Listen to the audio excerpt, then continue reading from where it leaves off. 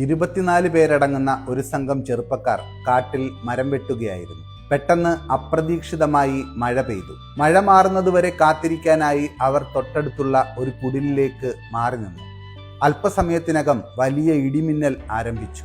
ഇടിമിന്നലിന്റെ ശബ്ദം അതീവ കഠോരമായിരുന്നു. അത് മേൽക്കൂരയിൽ വന്നിടിച്ച് തിരിച്ചു പോകുന്നത് പോലെ എല്ലാവർക്കും തോന്നി.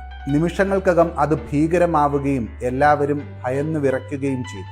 അവസാനം അവർ കൂടിയാലോചിച്ചു. തങ്ങളിൽ ആരോ ഒരാളുടെ ഭാഗ്യക്കേട് കൊണ്ടാണ് ഇടിമിന്നൽ ആക്രമണം നടന്നുകൊണ്ടിരിക്കുന്നത്. അതുകൊണ്ട് തന്നെ ഓരോരുത്തരായി പുറത്തേക്ക് പോകാം. ആരുടെ മേൽ ഇടിമിന്നൽ പതിക്കുന്നുവോ അയാൾ മരിക്കും, ബാക്കിയുള്ളവർ രക്ഷപ്പെടും. അങ്ങനെ ഒന്നിനു പിറകിൽ ഒന്നായി അവരിൽ 23 പേരും പുറത്തേക്ക് പോവുകയും സുരക്ഷിതരായി മടങ്ങിയെത്തുകയും ചെയ്തു. അവസാനം 24-ാമൻ മാത്രം ബാക്കിയായി. യഥാർത്ഥ അപകടകാരി അയാളാണെന്ന് ബാക്കിയുള്ളവർക്ക് മനസ്സിലായി. പക്ഷേ അയാൾ പുറത്തേക്ക് പോകാൻ വിസമ്മതിച്ചു.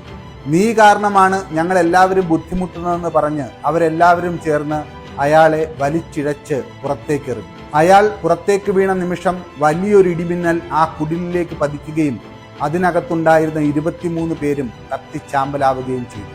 24-ാമൻ മാത്രം രക്ഷപ്പെട്ടു. ജീവിതത്തിലും പലപ്പോഴും ഇങ്ങനെ സംഭവിക്കാറുണ്ട്. യഥാർത്ഥ തെറ്റ് നമ്മുടെ ഭാഗത്തായിരിക്കുമ്പോഴും നാം മറ്റുള്ളവരെ കുറ്റപ്പെടുത്തിക്കൊണ്ടിരിക്കും. ചിലപ്പോൾ മറ്റുള്ളവരുടെ സഹായം കൊണ്ട് നാം